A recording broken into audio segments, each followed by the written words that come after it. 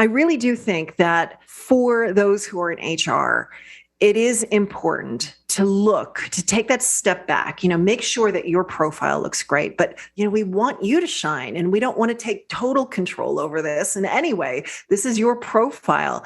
And a lot of HR people, they find it hard to strike that balance where the company message versus the employee brand and message. But I think that we could do something that works for everyone and helps. It becomes just a beautiful place for connection.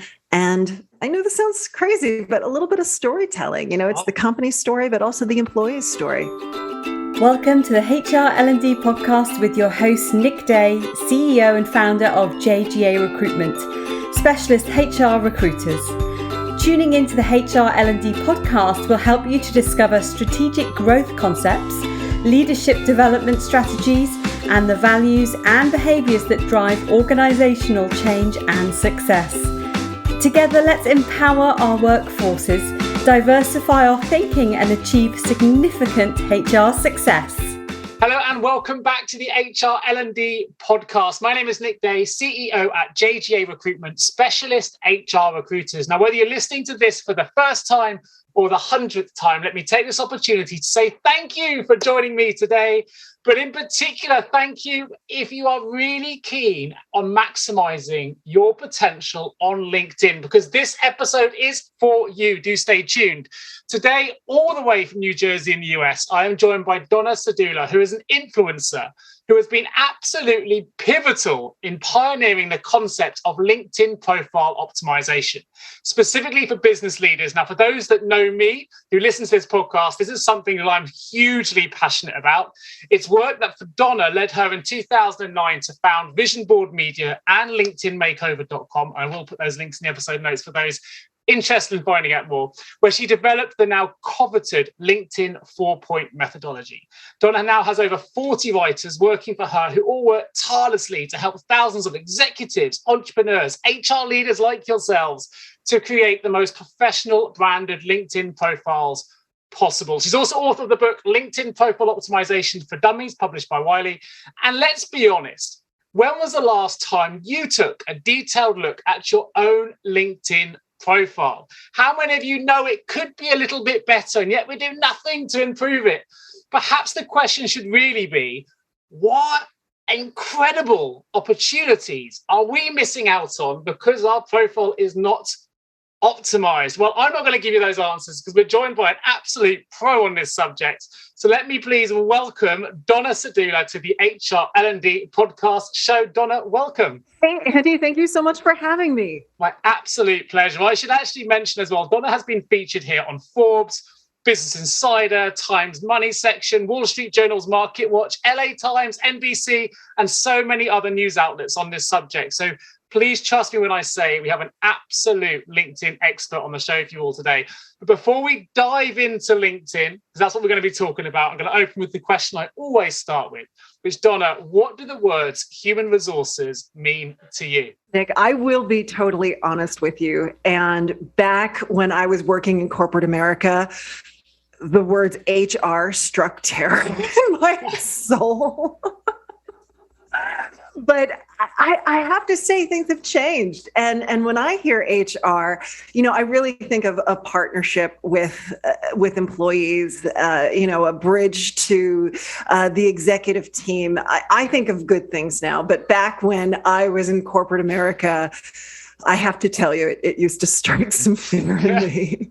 I don't think that's a bad thing. I think it shows just how far the profession's really come along. And you must have seen that in your work on LinkedIn, right? The professional profile has changed for us all. So let's dive straight in with the obvious question based on your book, which is, how can we go about optimizing our LinkedIn profile so that we get found? Sounds so easy. Yeah. And I think for most people, what they do is they think, oh, I want to get found.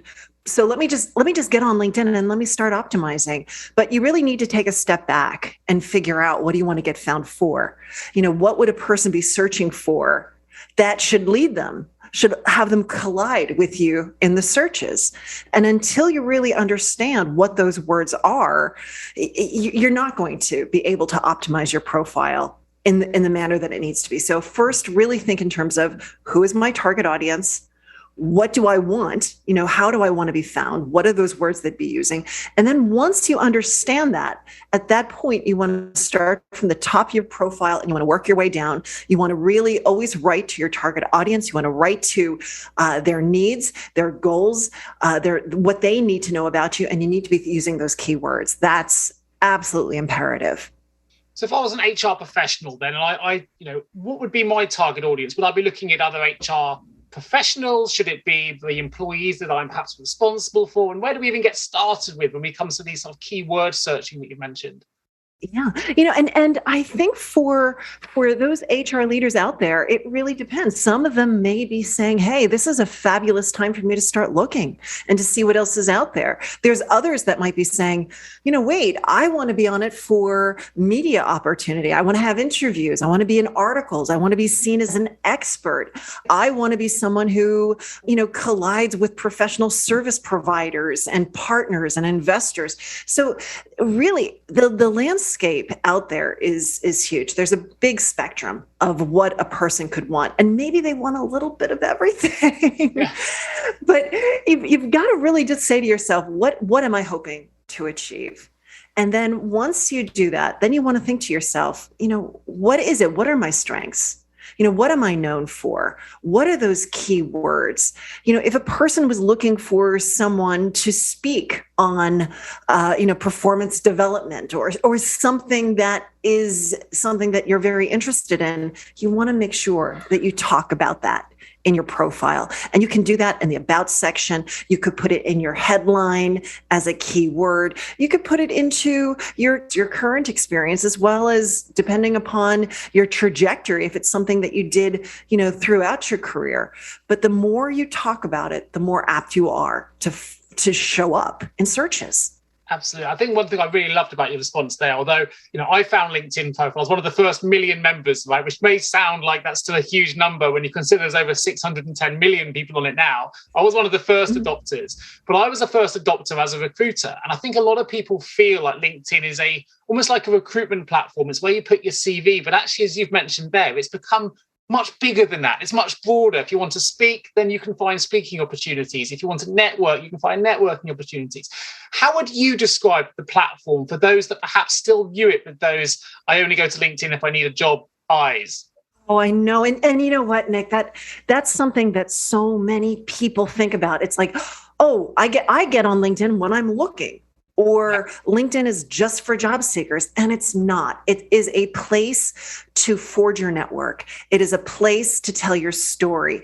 It is a reputation engine, and it's a place for you to develop as a professional, to connect with other people and to learn and to help and to inspire.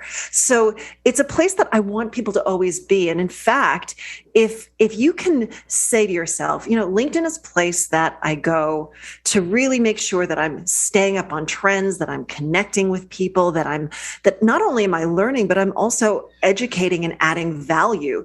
You become that person who doesn't really ever have to look for work. Work finds you. Yeah. And that's, I think, where we all want to be, right? Sure, absolutely right. And when I talk to HR professionals, I think one thing that's really apparent is it's a platform where people love to help other people. You mentioned networking there. There's no HR professional listening to this right now that doesn't have some kind of HR problem. I'm sure they could do with some kind of peer-to-peer support. And actually, you'd be surprised if you put a question on LinkedIn, the chances are, if you put it in the right place, someone will be only too willing to impart their knowledge and to help. And that's kind of just the start of getting to leverage the platform for all the things it can offer. And I also say to people, it's a really free way to applaud your team. You don't always have to give them incentives that are financial. Actually, just making a shout out saying, well done, team, on this great project can be really empowering for your teams as well. They're just two things that I would use it for. But you've written a whole methodology about this. And tell us a little bit more about your 4-point plan and maybe some other things that I guess people haven't really considered utilizing the platform for that may be really useful for them. So my 4-point methodology, and I sort of hinted at it, is the first part is the strategy of it. It's knowing your goal. Why are you on LinkedIn? What are you hoping to achieve? So few people ever really, they just get on it. Yeah. They just get on it and they don't think anything more. If you don't know where you're going, you're never going to get there. So really have an idea. Are you doing it to recruit? Are you doing it maybe, to see what other opportunities are out there? Are you doing it for expertise? Are you doing it for reputation management? Are you doing it for branding? Figure out what you want. And it could be a little bit of both or all of the above. Once you do that, once you know your strategy, you know why you're on, you know who your target audience is, you know your keywords, at that point, you've got to optimize. You've got to spend time and really work on your profile. This is not a 5-minute exercise. This is not grab your old, dull, out-of-date resume and copy it into the fields. No. We don't do that. This is really sitting down and saying, who am I? Why am I doing what I'm doing? How am I helping others? How is it different? What are my values? Like, who is my tribe? That's the story we want to be telling. Infusing it with our keywords so we're going to get found, but found by our tribe, found by the people who resonate with who we are and what we do. That to me is what we should be aiming for. It's not copy and paste a bio or copy and paste something that was developed years ago for some other platform, but really spend time and do something thoughtful. And this is a good thing just for yourself, to really think about these things, because it really helps you understand where you're headed. What do you want? It brings all of these things together. It's an amazing exercise. Once you optimize your profile, you got to build your network. So many people tell me that they're getting no traction on LinkedIn. They don't get it. It's a waste of time. They don't have a big enough network. It's just that simple. So let's focus on that network piece a little bit, because you've given a really good example there. Some of the feedback that I get, I've got a relatively sizable network. It's about 22,000, I think, at the minute, of only HR professionals. So it's quite a niche network despite the size of it. You'll see other people come to LinkedIn now and say, well, I've caught it too late, Nick. You've already got those connections. I've got no connections. How quickly can I build them? Have I just missed the boat on this? How quick can we start seeing results? I say to that. Yeah. And I say that, Nick, there's that old saying that says the best time to plant a tree was 20 years ago. The second best time is today. Wow. Right? Yeah.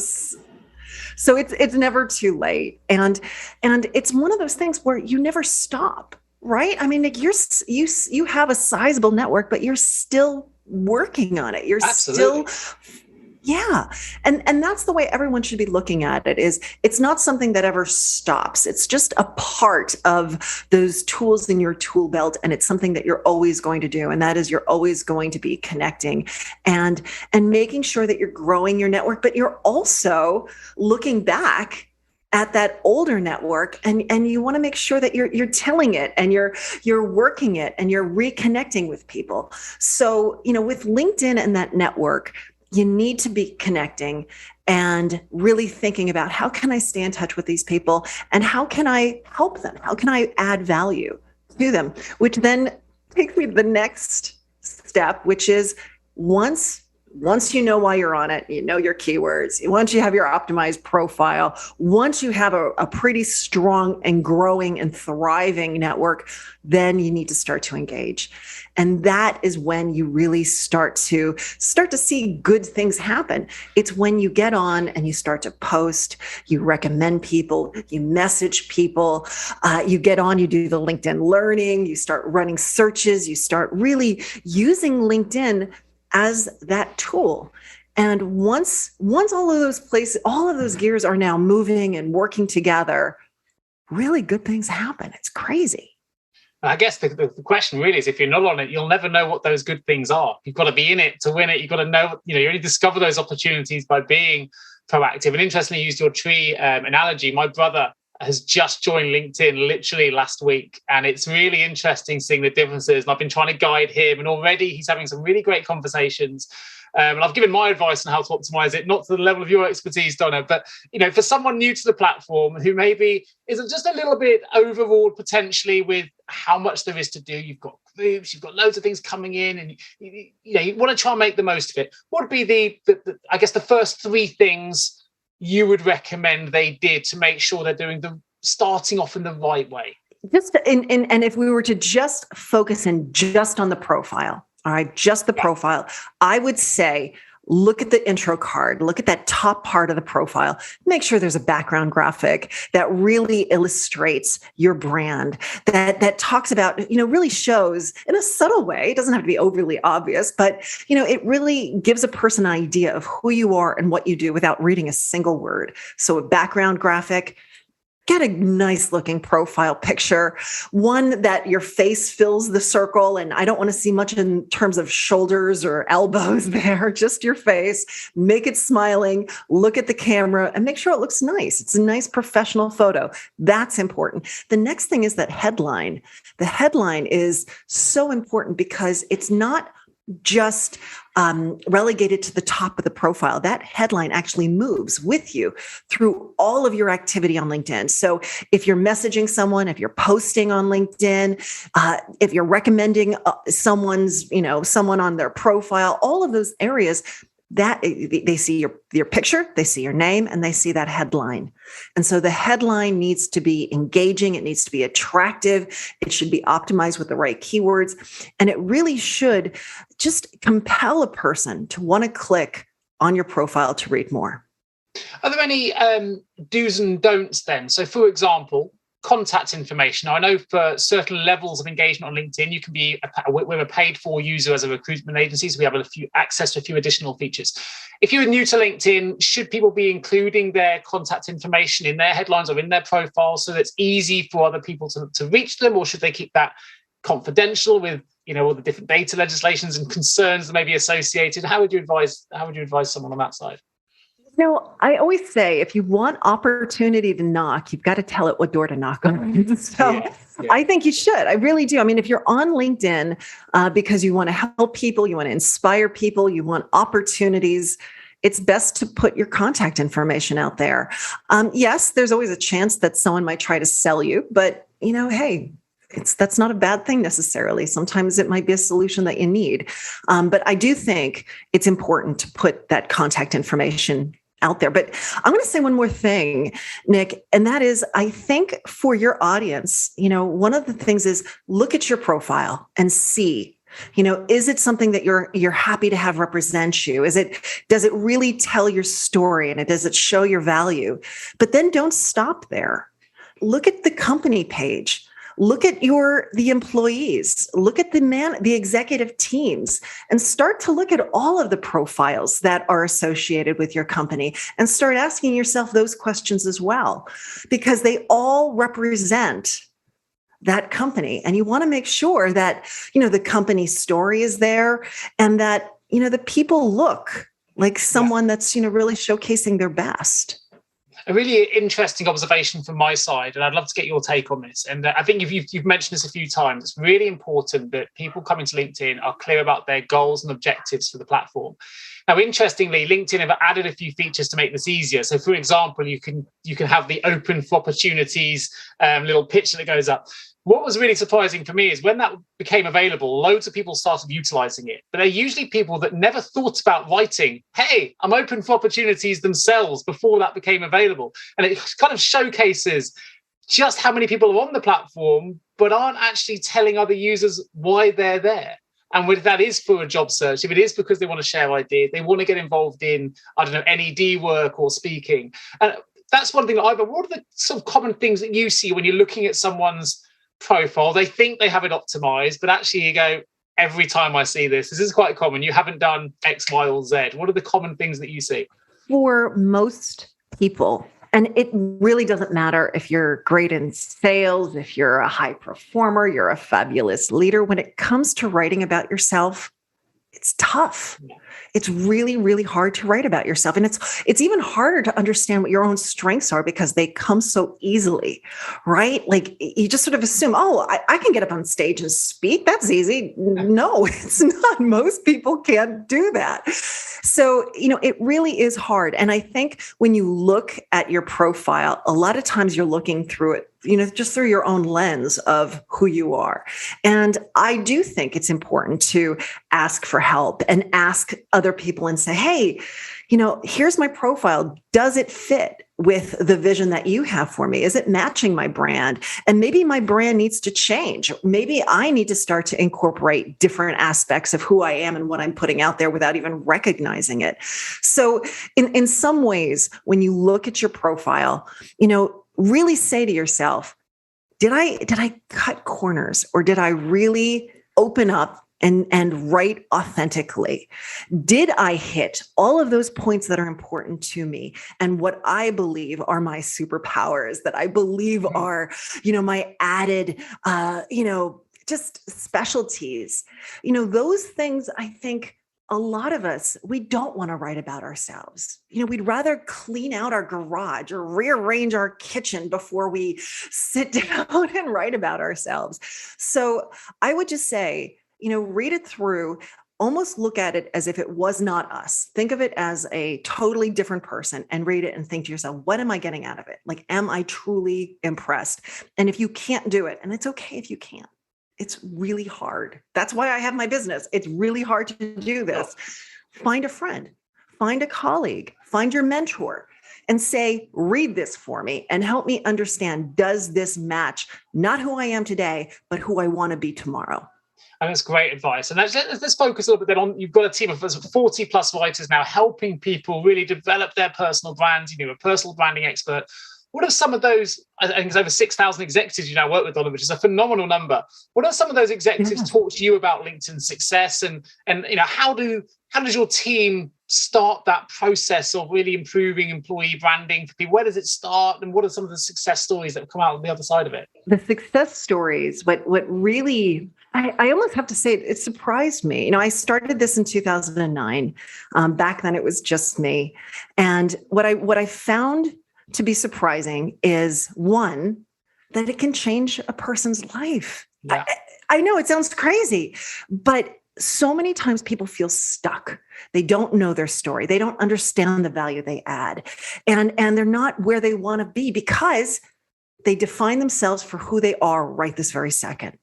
Everything is about, this is what I do. These are my roles. These are my responsibilities. These are my tasks. No one cares about those things, Nick.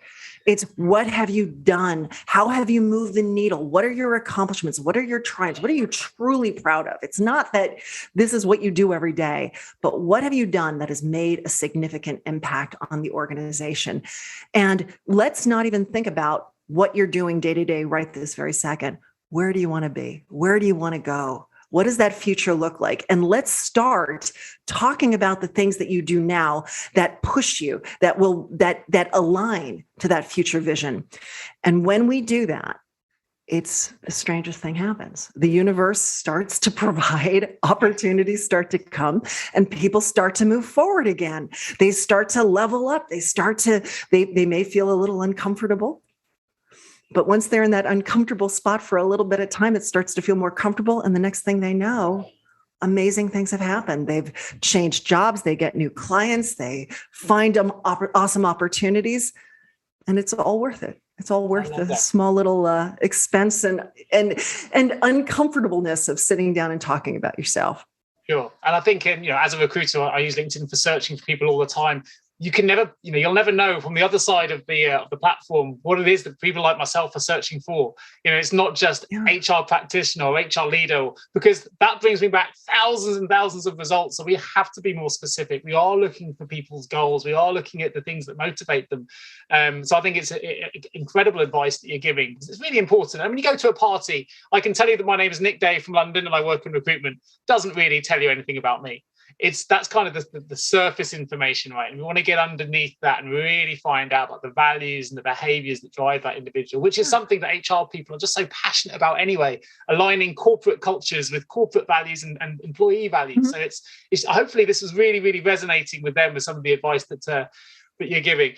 So, of course, you collaborated with Wiley, the publisher, as well, to release the excellent book, and you can get it on Amazon. I will put a link in the episode notes for anyone interested in getting this book. I think you can see it in the background for Donna there as well, which is LinkedIn Profile Optimisation for Dummies. Tell us a little bit about that collaboration, how that came about, and what we might expect to find in the book. Yeah, so they reached out to me a number of years ago. I've done 2 editions for them. They found me on Twitter of all places, not on LinkedIn.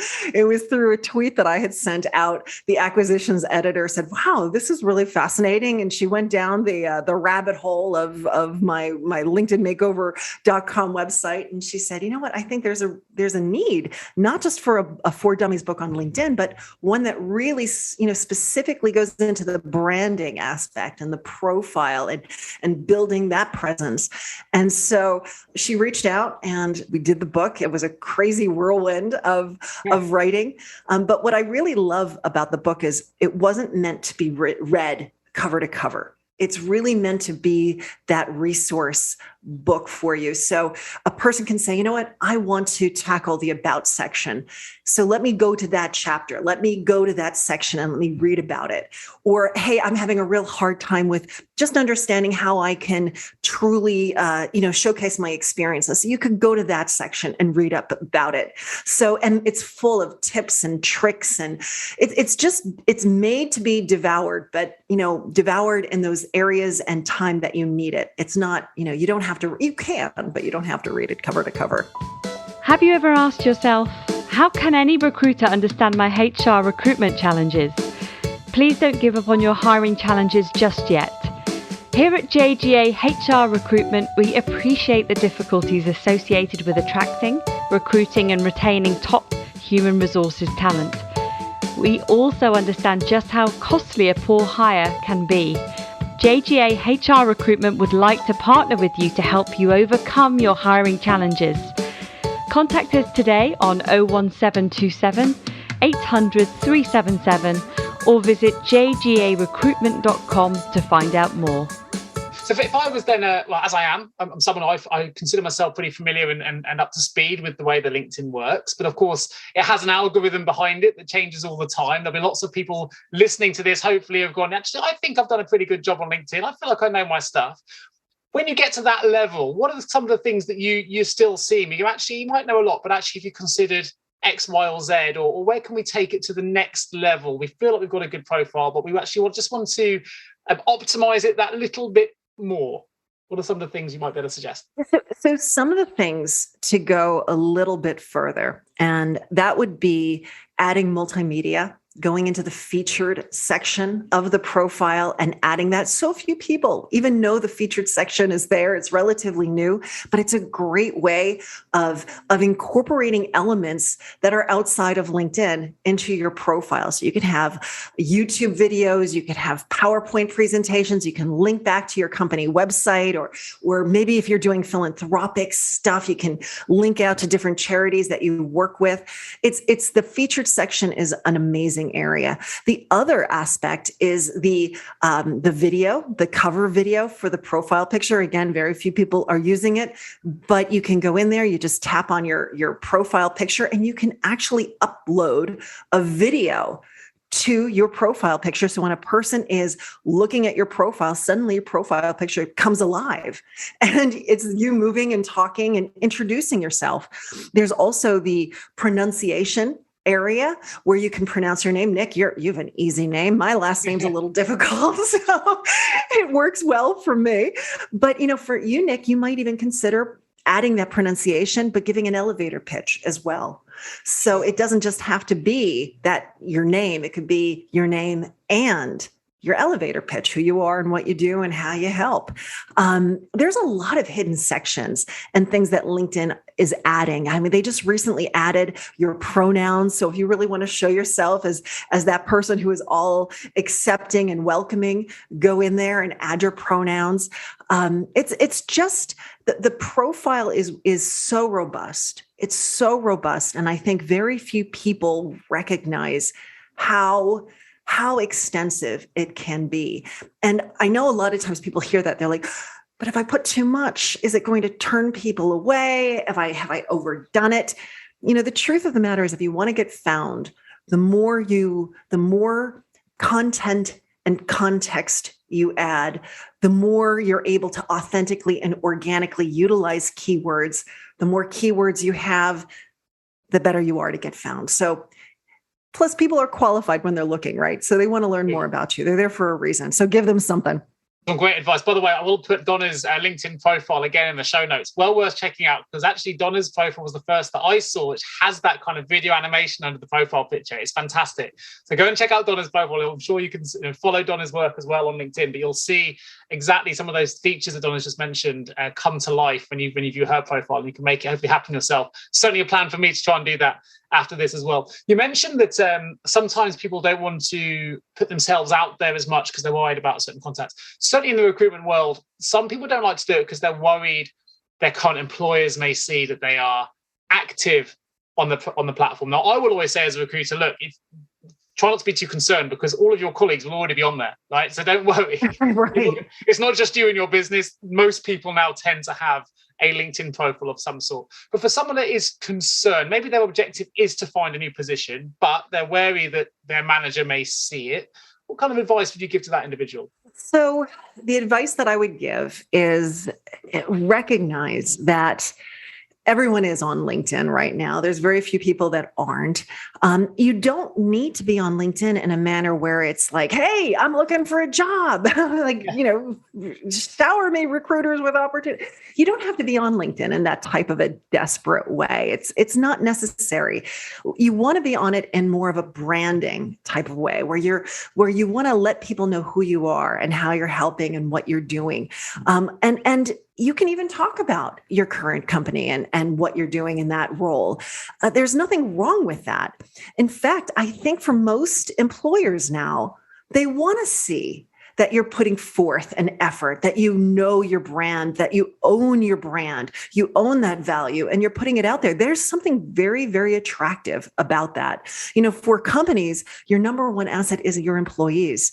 And if you're recruiting as a company, you want to show that you have rock stars, in your midst, because that's going to attract high-level candidates, right? So it's not like you shouldn't be on it or you should look terrible.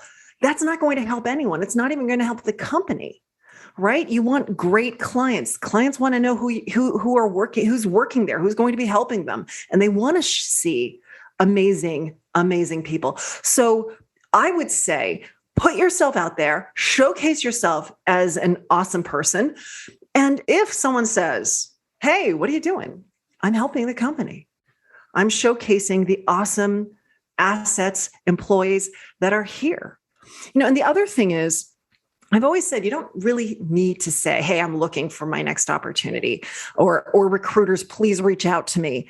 Recruiters are going to reach out no matter what. I mean, you could say, do not reach out to me. I'm very happy where I am. But if you are a perfect fit, a good recruiter is still going to reach out to you. I can absolutely confirm that as a recruiter as well. That will definitely happen. 100%. Yeah. So make sure you define yourself, you describe yourself as that perfect person. They're going to reach out no matter what. They really will. Fantastic. That's great advice on that. But one thing I wanted to ask as well is about groups. So something that a lot of people, my brother, I use him as a case in point, just joined LinkedIn, wasn't aware of the group section. But actually, when I introduced it to him, he's like, actually, Nick, I never knew there were groups of people that have done the same MBA course as me. And there's a whole host of people there from alumni. There's people that have done similar sort of project management things that he's done as well. He works in the aerospace industry. And he was absolutely stunned by just how many like-minded people there were, not just in the UK where he's based, but actually across the globe. He's worked in the US, he's worked in Italy, and he's suddenly connecting with people, not because he knows them, because he's worked with them, but because they're in a similar industry, doing similar things. Tell us a little bit about groups and how we can really use groups to help us find some of those answers and help us utilize our experience on LinkedIn. At one time, people would talk about how fruitful groups were and how it was a fabulous place to go.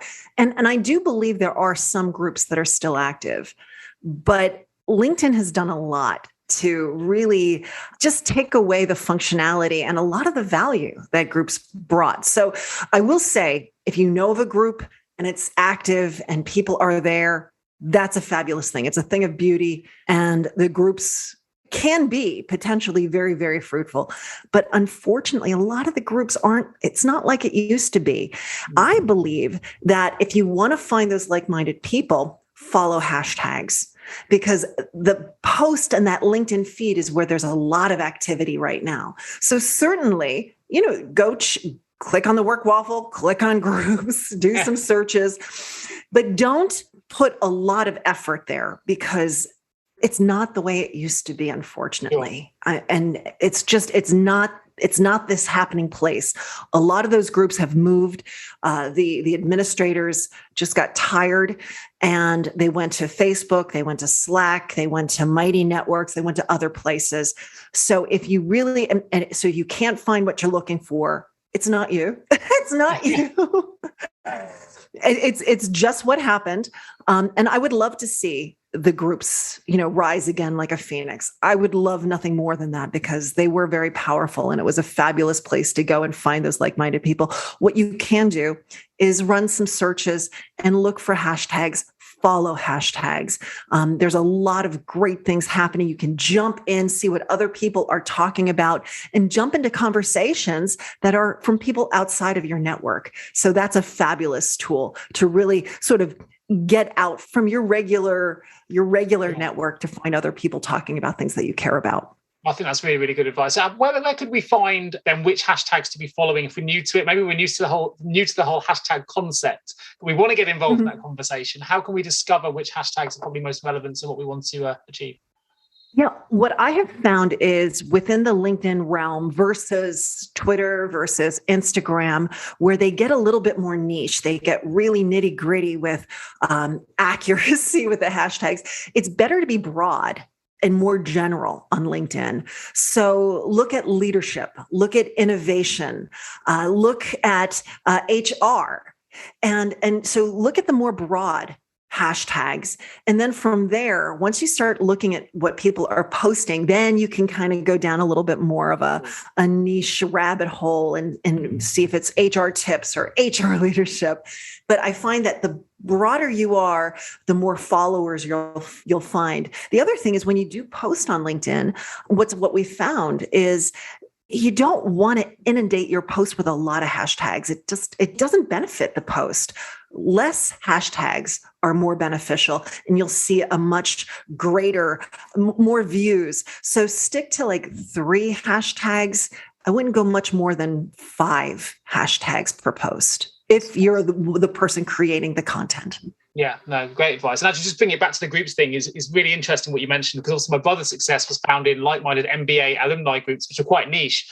But actually, a lot of people will navigate instantly to the large groups. There's thousands of members and they think that's the right place to be. The reality is, I find anyway, the smaller the group, the more likely it is to be active and useful. And it's the ones with hundreds of thousands of or even millions of members, which are all dormant these days. You don't get the same benefit. Yeah. And it's hard to get to those smaller niche groups that are active, because LinkedIn's not really showing it by activity level. They're showing it by, membership level. Yeah. So, but to your point, look at your school, look at your old workplaces, companies. Those are the more niche, the smaller ones that very well could be active and a great source of benefit. LinkedIn just took so many tools away that it became very, very hard to manage. And so they might still be there, but most likely they're not accepting new members, or if they are, there's just not a lot of activity taking place, unfortunately. Right. So in a moment, I'm going to open the vault, which is some short, sharp questions to help the world of HR, which I'm going to open in just a moment. My last question is this. You've talked to us a little bit about, for those more advanced users where they can optimize their profile, the fact that LinkedIn's always changing. I've discovered things just from looking at your profile that I wasn't aware of, and I consider myself to be up to speed. So there's always things moving. It's an evolving platform, which we know. You've helped those that are new to the platform to come to it and where they need to get started. What's the question I haven't asked? That you go, actually, Nick, you haven't asked me this, but this is some advice that I need to get out there to your HR community because this could really, really help them. I don't know what that question is. So I'm going to throw that back to you and say, what's the one piece of advice that maybe you could give relates to a question that I haven't posed? I sort of started taking the conversation there earlier. So I hate for this to be a little bit redundant, but I really do think that for those who are in HR, it is important to take that step back, make sure that your profile looks great, but take that step back and look at the company, look at the employees, make sure that they are optimized and they are showcasing the right aspects. And it is finding that balance, which says, we want you to show that, hey, you work with us and that you're enjoying it, like tell that story. But we also want it to be the uniqueness of you. We want you to shine, and we don't want to take total control over this in any way. This is your profile. And how can we help you use this to show your brand and show what you're doing? That, I think, is important. And a lot of HR people, they find it hard to strike that balance where the company message versus the employee brand and message. But I think that we could do something that works for everyone and helps. It becomes just a beautiful place for connection. And I know this sounds crazy, but a little bit of storytelling. It's the company's story, but also the employee's story. 100%. And that's what we like reading about, right? So it's things we like as consumers of the information. We like to read stories. I know that I do. They're the things that pull me in. It's the stories, it's the reality, it's the truth, the things that are genuinely happening. And I think I couldn't agree more. I think storytelling, which we haven't talked too much about that so far, absolutely critical. And yeah, I think it's really, really fantastic advice. We're going to open the HR L&D Vault. Opening the L&D Vault. Donna, first question is this. In hindsight, what's the one thing you now know that you wish you had known when you began your career? Well, so in 2009, I will tell you this, I wasn't thinking big enough. Okay. And in 2009, I truly thought I was just putting together this little company, and I wasn't thinking big enough. And in fact, I named my company in 2009. I named it, my first name was Donna Tech Designs. And it really shows you, it was just me at the time. I really wasn't thinking any bigger. And I was absolutely shocked because, the longer I was out there, and within just the first few years, professionals and executives and entrepreneurs started to flock to my service. They were like, we need help telling our story. This is so hard. We need, and that's when I started to realize I can't do it alone. I need to bring more people in. And once I started to bring more people in, it seemed very strange to have a company that was just basically just my first name. And so that's when I changed it to Vision Board Media. And the idea of Vision Board Media is it's that future oriented, that it's a board of people helping to really bring our clients to that future, self that they want to accomplish. But what's the one thing that I wish I knew? I wish I knew that it was going to be bigger, that it wasn't just going to be me, that it wasn't this little thing for, it was going to grow. And I do wish I had known that, because I wouldn't have named it what I did originally. No, it's a great lesson. It shows also just how great you've been in this space as well, and growing that to where you have. I mean, there's no doubt that LinkedIn creates entrepreneurs, it creates speakers, it creates writers. And if you let the platform work for you, and those that have come to you, I'm sure you've helped over 6,000 executives to achieve their ambitions through LinkedIn. So, and I'm no surprise to someone like myself who views you as a follower to see the success you've had, which is fantastic. So if you could give one piece of advice, Donna, to the world to help everyone working in HR right now, what would it be? I would say take some time to stop and look at yourself. Decide, is this where I want to be? Who am I? What am I trying to do? Ask yourself those difficult questions. Very few people do. No one wants to. They're uncomfortable. And we'd rather, focus in on other people. We'd rather focus in on our family. We'd rather focus in on what's going on television. We never want to stop and say, where am I? Am I happy? Is this story that I'm telling a future-oriented story? And am I branded how I want to be?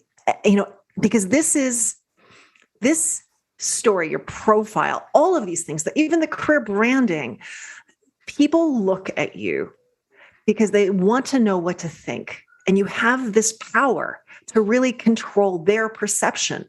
And if you find over and over again that you don't feel like you're getting the respect, people aren't expecting as much from you, you're not getting the opportunities that you think you should be getting, chances are the story that you're telling may be from a long time ago, and you never took the time to update it. Brilliant. That is my advice. I need to go and look at my own profile now and check what I've got written down and make sure I need to update it myself. The last thing I'm going to ask in the vault then is this. You've worked with over 6,000, as I mentioned, but what's the guiding principle or behavior that you've seen in every great leader that you've worked with?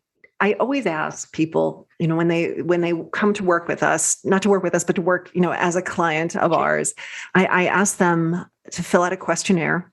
And I always ask for, their quote, their favorite quote. I ask them for their favorite book. And that has been such a gift to me because it's been fabulous to read all of these inspiring quotes and to see what guides people. But where I'm going with that is I find that those who are truly successful, they're the ones that read. They're the ones that are always looking. They're always questioning. They have a vision for themselves. They're not the ones that are just sort of being tossed around and opportunities are falling in their lap and they're going, oh, hooray, I'm going to go work there now. Yeah. They have vision. They have a vision. They have a plan. And they're always thinking to themselves, wait, I've been here for 3 years. What am I getting out of it? What am I learning? What are the challenges? And as soon as those challenges stop, as soon as those learning opportunities stop, they're out. They're looking for their next opportunity and they're doing it with intention. They're doing it with a deliberateness. So that is what I've learned. I didn't know that. I always wondered how these people became so successful, but it really is a mindset. It's a deliberateness. It's a desire and a vision that they have. Donna, it's the perfect response to my final question. So thank you so much. For those that have really been engaged in this conversation, they want to find out more about LinkedIn. Where can we direct people? Of course, in the episode notes, I will have a link to your Amazon book, which is LinkedIn Profile Optimization for Dummies, which we've discussed. I will also have links to your LinkedIn profile, your own podcast, which is dreambigconversations.com, and your Facebook and other social links as well. But there's anything I haven't included in there, including your two websites. Is there anyone else you'd really like me to direct our listeners to? I would say, follow me on LinkedIn. And once you follow me, there's going to be a little bell that appears on my profile. Click that bell. That bell is a new feature and it alerts whenever I post. So you get all the latest, greatest updates on LinkedIn and tips and tricks.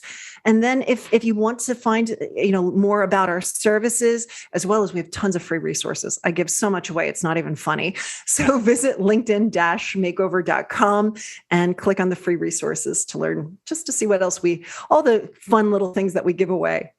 Fantastic. Donna Serdula, it's been an absolute pleasure. Thank you so much for joining me today on the HR L&D podcast. I hope all of my listeners have found that hugely beneficial, hugely helpful. I know that I have. Please do go follow Donna and click on that bell. And of course, if you are an HR or L&D professional needing support from a recruitment perspective to help you find some great HR talent, and please give myself or my team a call.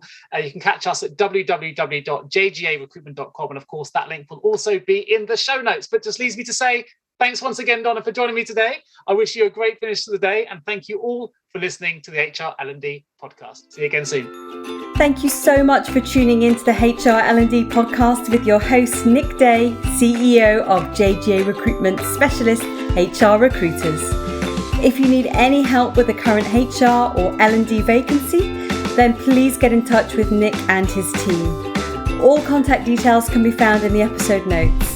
In the meantime, to make sure you never miss a future episode, please subscribe to the show through any of your favorite podcast channels. Till next time.